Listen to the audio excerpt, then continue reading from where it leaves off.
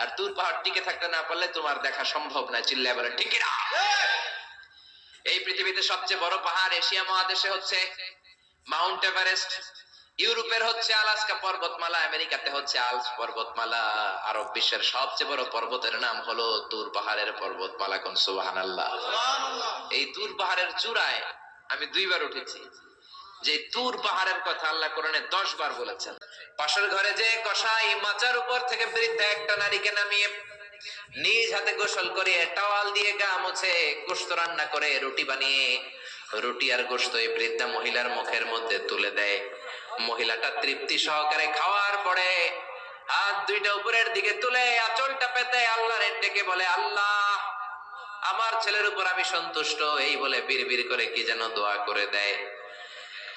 মহিলাটাকে খাওয়ানোর পরে কসাই প্লেটের মধ্যে গোশত আর রুটি এনে সাইয়েদনা মুসার কাছে এসে বলে, ও মুসাফির